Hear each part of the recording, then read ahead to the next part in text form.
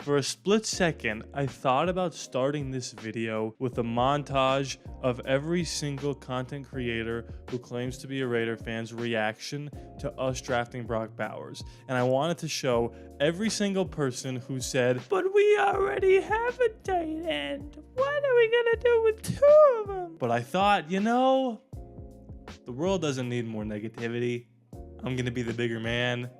But if you're a Raider content creator, and you had that reaction, you know who you are. And look, am I going to milk every ounce I get to bring up the fact that I was the one who predicted that we would draft Brock Bowers?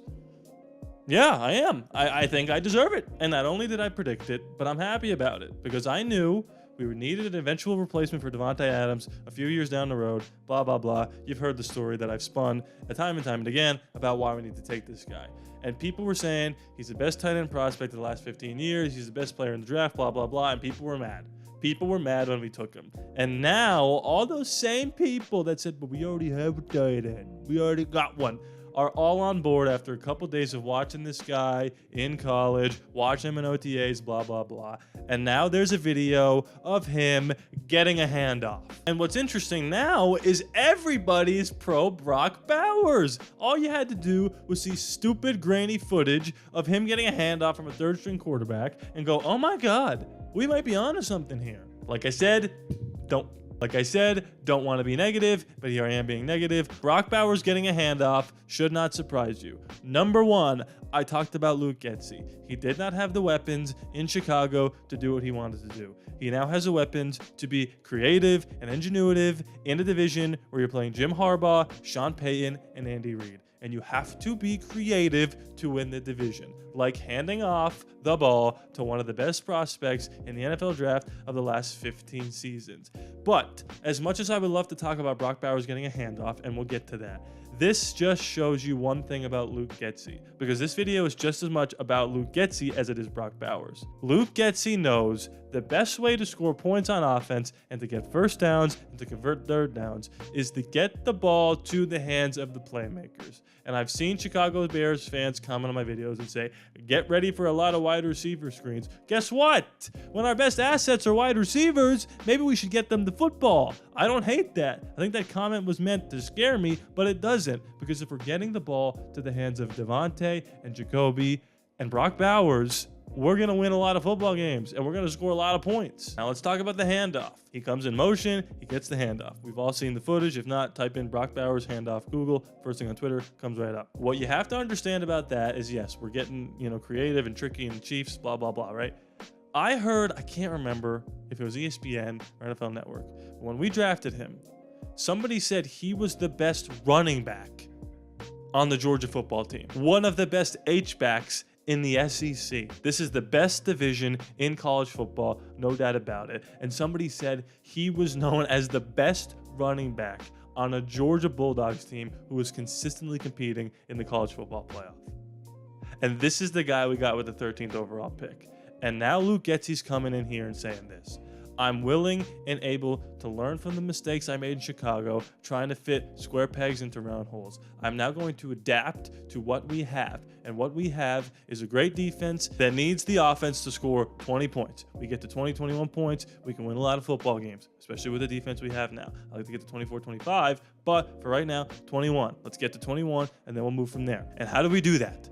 We make sure whoever the quarterback is not turning the football over. We're doing quick passes, slants, taking deep shots on play action, 12 personnel, Michael Mayer lined up in the slot, Brock Bowers in the backfield. You don't know where Davante is. Where's Trey Tucker? Oh, I got to look for Michael Gallup. This is all coming together so nicely for Luke Getsy, Tom Telesco, and Antonio Pierce. I'm telling you right now, whoever the quarterback is going to have a pretty easy time. I burp in every single video. A pretty easy time distributing the football to open players if the Luke Getsy system falls into place. I don't want to sit here and say I believe it's all going to work. There are going to be bumps in the road. We're going to lose football games. We're going to turn the ball over. We're going to run plays that don't work. But you have to stay the course when new links are being put into the chain. It's not going to click right away. Look at somebody like CJ Stroud. His first 4 or 5 games, it was like, oh, this is kind of rough. Bang! All of a sudden, Offensive Rookie of the Year, getting MVP votes, winning the division, blah, blah, blah. It takes time for these things to mesh. And if we could survive the first few weeks of the season, go 2-2 in those first 4, hit the easy stretch at the end of the season, and by our bye week, we get everything rocking and rolling offensively, we're going to be A-okay. It doesn't matter if it's Gardner or Aiden. You know where I stand on that. I think it's going to be Aiden, and I want it to be Aiden. But if it's Gardner and he's handing the ball off to Brock Bowers, there's nothing he could do in that situation to screw the play up. If he's throwing the ball to Davante Adams on a bubble screen, if the play is run correctly, there's nothing Aiden or Gardner can do to screw that play up. If he's handing to Zamir White, there's nothing they can do to lose us the game. And when you have a quarterback who is trying to get better, who is competing for a job, who maybe lacks in mobility for Aiden or lacks in big game, accurate throws like Gardner Minshew, you have to play to the strengths around you. And I feel like I sound like a broken record, but when we drafted Brock Bowers, it just made whoever played quarterback for us, their lives that much easier. And that is how you win football games. This is the Brock Purdy effect.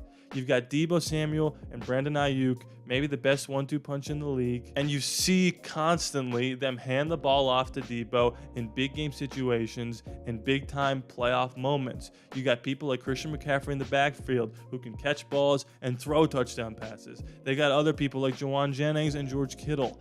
Our offense is looking very akin to the San Francisco offense. And I don't know if Brock Purdy would be as good as he is on a different team. I think that team makes a lot of people look very good, and people have bought into the Kyle Shanahan system. The difference that I want Luke Getsy to have is that I want him to be more adaptable in-game, because I feel like Kyle Shanahan a lot gets a little stagnant and a little rugged with his play calls. And he's like, if it's not working, it's going to work. And if it's not working here, it will work here. And sometimes it doesn't work, and they lose football games. But other times, I'd like to see Luke Getsy go, you know what, this isn't working. Let's shift to this. And I think his time in Chicago, having some failures that he had, would be good for him to learn from. And if he can learn from them, we could have not only a San Francisco 49ers type offense, but a San Francisco 49ers type team, because our defense is our strength. We have our Nick Bosa, we have our Fred Warner, we have these people that are blue chip players. And when I say we have our Fred Warner, I'm saying we have our second best defender who's also an elite guy like Christian Wilkins up the middle. And if we can get somebody in there quarterback wise like Brock Purdy to manage the game, make big plays when he has to, clutch performances, do not turn the ball over, and most of all, get your playmakers the football. Who's stopping us? If you are currently watching this video and you're one of the people that's still not sold on us drafting Brock Bowers, I don't want you to think that you're wrong and you're an idiot. I don't want to talk down on these people because they're out there and they really believe this. I just want to ask you this, please, in the comments, if you're watching and you still aren't sold on Brock Bowers, explain to me why you don't think it was the right moment for us to go get a focal point of the offense. Because I've explained time and time and again, Davante's not going to be here forever, and we needed his replacement. And not only do we have his replacement, but we have someone who can be just as good as him right now. And I think I've laid the argument out there for you. It's making whoever is our quarterback's lives as easy as possible. If we had a Lamar or a Josh Allen, we might not have taken a Brock Bowers. It would have made us that much better, but at a certain point, you can only get so good. This elevated us into a different echelon to have a top 15 offense. So if you feel that way, don't be afraid to comment and think people are going to dunk on you. I don't want to see that in the comments. I really want to know why you wouldn't want him on your team. And if you were one of these people that initially didn't want him, but now do want him, explain to me why your mind was changed. Was it me? Was it the handoff video? Did you take some time? Did you breathe? Did you take a nap? Did you come back stronger and make your opinions? Or if you love the pick from day one, let me know about that too in the comments. Do another thing for me. Link is in the description below for the Patreon for this channel, patreon.com/ALLaBorde Raiders. It's a way for you guys to support me further, but you get stuff like your name at the end of the credits, ad-free content, Discord access, exclusive content, all that good stuff is on Patreon. Early access to videos, I said that already. Link in the description below. If you can't do that, that's okay. You're doing just enough by watching the video, liking, commenting, subscribing. Please be sure to subscribe. It is free. I throw no charge to you. I love you guys. And I'll see you next time.